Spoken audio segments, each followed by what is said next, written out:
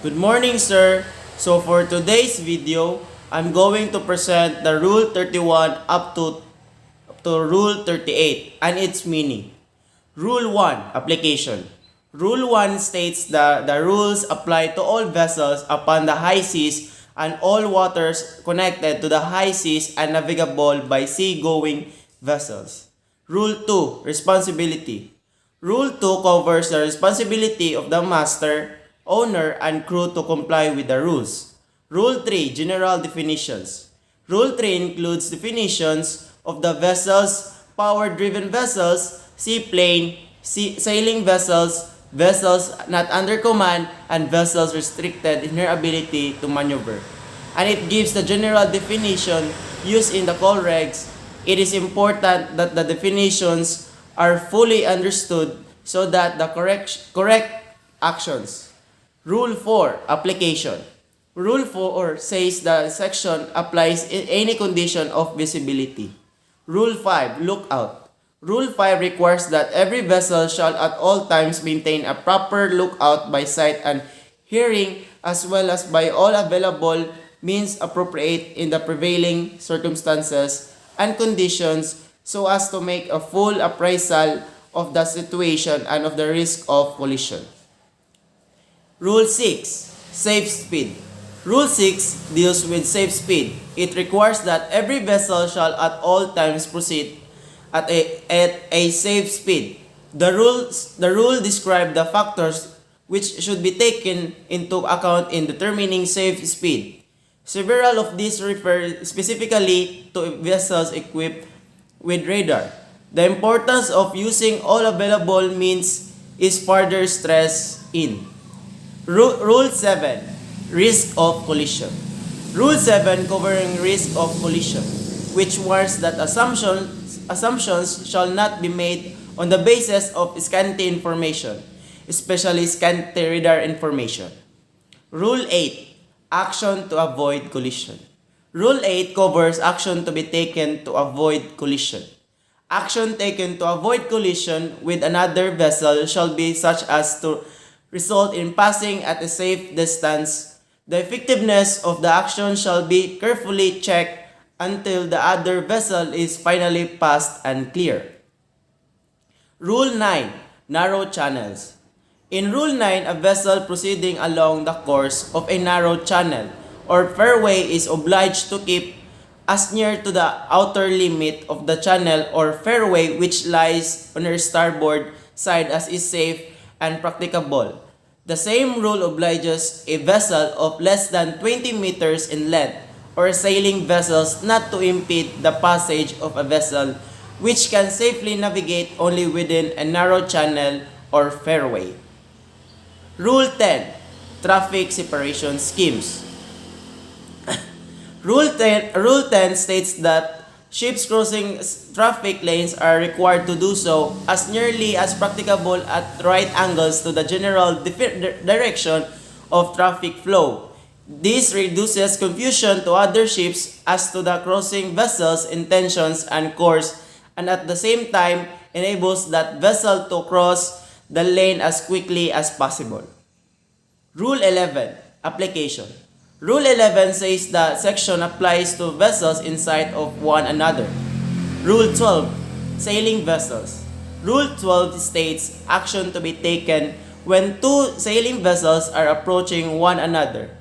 When two vessels are approaching one another with the possibility of colliding, when the wind is on a different side for each of them, the vessel with the wind on the port side must keep out of the way of the other. Rule 13, Overtaking. Rule 13 covers overtaking.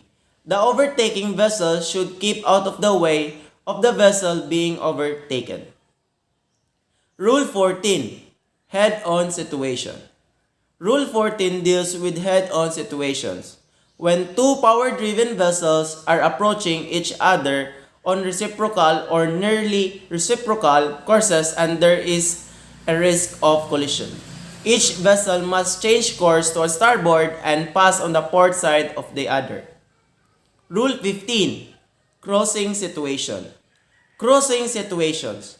are covered by Rule 15. This rule is simply, in a crossing situation with risk of collision, if you have a vessel on your starboard side, you are the giveaway vessel. In same situation, if you have a vessel on your port side, you are the stand-on vessel. Rule 16, action by giveaway vessel. Action to be taken by the giveaway vessel is laid down in Rule 16. This means that every vessel which is directed to keep out of the way of another vessel shall, so far as possible, take early and substantial action to keep well clear. Rule 17, action by stand-on vessel. Rule 17 deals with the action of the stand-on vessel, including the provision that the stand-on vessel may take action to avoid collision by her maneuver alone as soon as it becomes apparent to her that the vessel required to keep out of the way is not taking appropriate action. Rule 18, responsibilities between vessels. Rule 18 deals with responsibilities between vessels and includes requirements for vessel which shall keep out of the way of others. Rule 19, conduct of vessels in restricted visibility. Rule 19 states, every vessel should proceed at a safe speed adapted to prevailing circumstances and restricted visibility. A vessel detecting by radar another vessel should determine if there is a risk of collision, and if so, take avoiding action. A vessel hearing fog signals of another vessel should reduce to a minimum. Rule 20, application. Rule 20 states rules concerning lights apply from sunset to sunrise. Rule 21, definitions. The masthead light, side lights, stern light, towing light, and all around light are all defined. In Rule 21, a masthead light is a white light that is set over the vessel fore and aft center line and casts an unbroken arc of light across the horizon.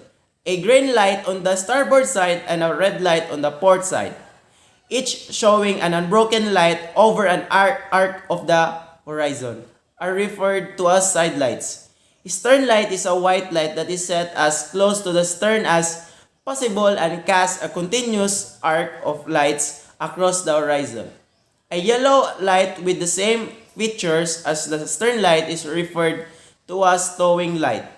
A light that shines continuously over an arc of the horizon is referred to as all-round light. A flashing light is one that flashes rapidly. Rule 22, visibility of lights. Rule 22 covers visibility of lights, indicating that lights should be visible at minimum range, determined according to the type of vessel.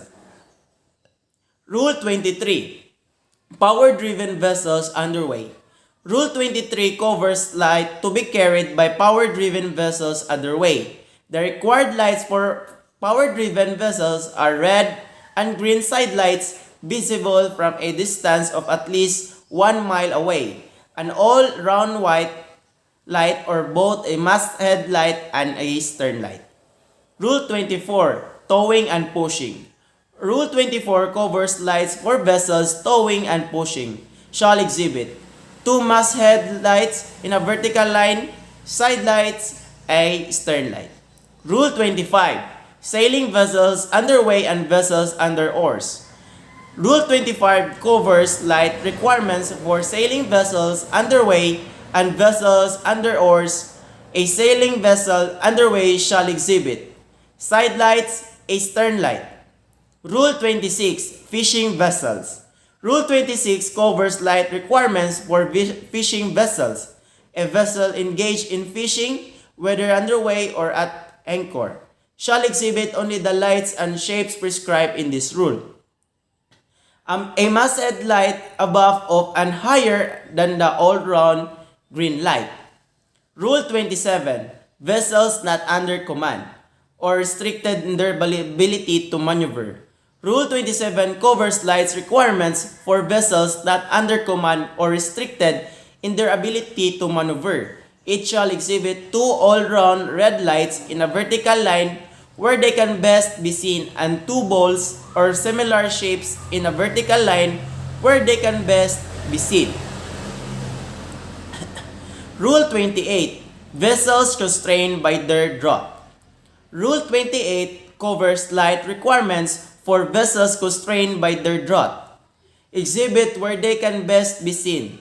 3 all-round red lights in a vertical line or a cylinder. Rule 29. Pilot vessels. Rule 29 covers light requirements for pilot vessels.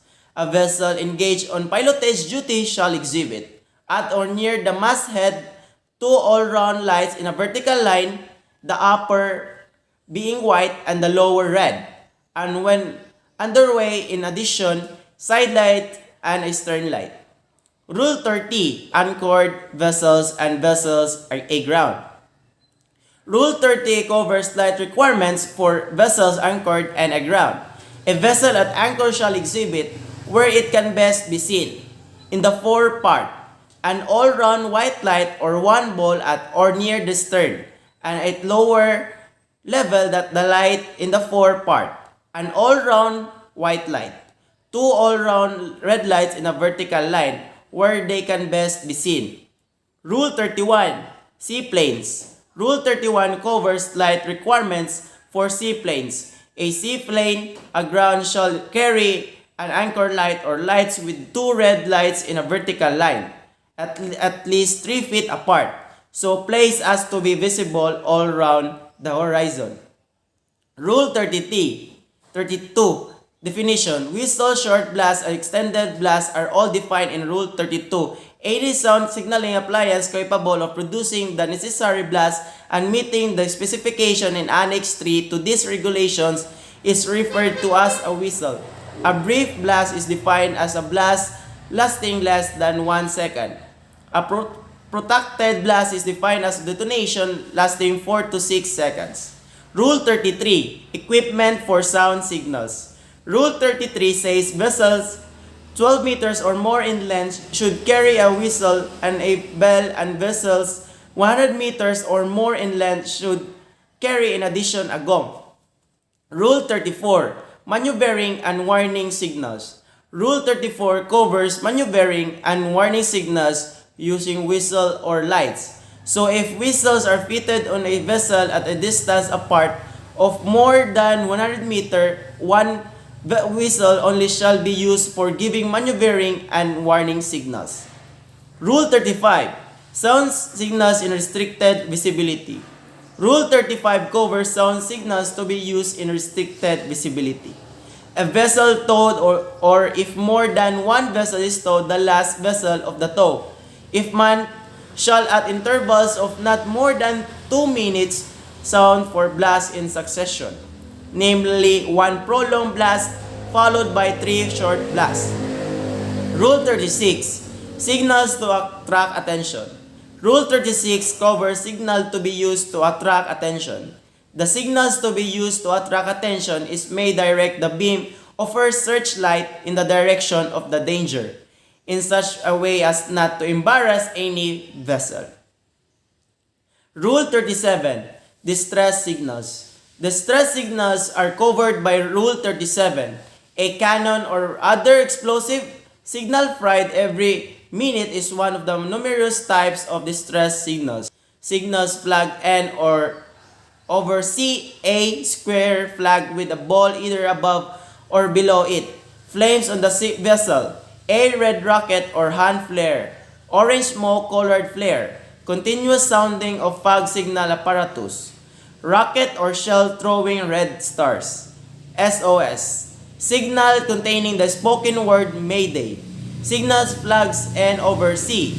A square flag with a ball either above or below it. Flames on the vessel, and etc. Rule 38. Exemptions.